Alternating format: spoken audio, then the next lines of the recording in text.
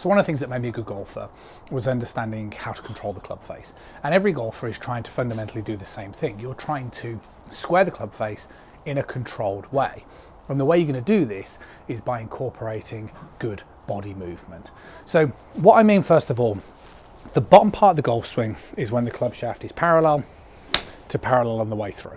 And what we need to do is we need to allow that club face to close, so it points towards the target, but we need to do it, shall we say, in a kind of non-violent, exaggerated way. So what I mean by this is we tend to see, you know, lots of amateur golfers will kind of do things where it looks like there's loads of movement, whilst the pros tend to do it in a way where it looks almost like the club face is just very passive. So the question is, how does that happen? There's two aspects to this. The first one is rotation. So if I was going to face you guys, what I want to do here is I'm going to draw a couple of lines. I'm going to grab myself a golf ball.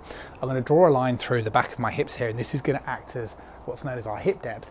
And the other line that I'm going to draw is through the heel of the club up through my elbow plane. That's known as our swing plane. So I could theoretically get that club face controlled.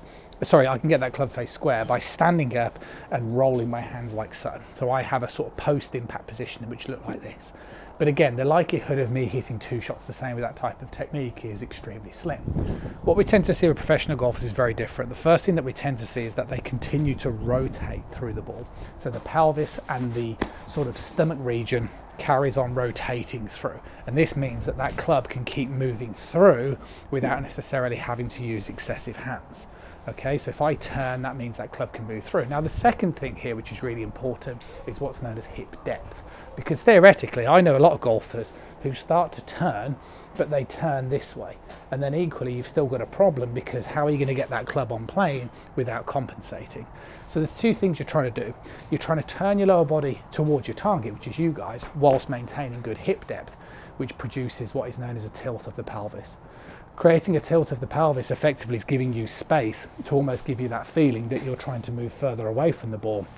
So then that club can pass through without as much manipulation on the club face. And the best way to practice that, and what I do with a lot of my students, is just be very mindful of your weight pressure. So try and get the feeling in this impact area that you're trying to get your weight in towards your lead heel and your trail toe.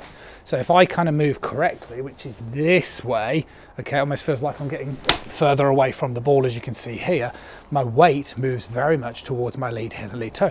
If you're somebody who kind of moves this way, then that's what I'm saying. You need to practice these sort of motions. But if you want to be really consistent in golf, you have to understand rotation and practice your hip depth. Because if you do that, that club face will start to be a little bit more repeatable every time you play. See you soon.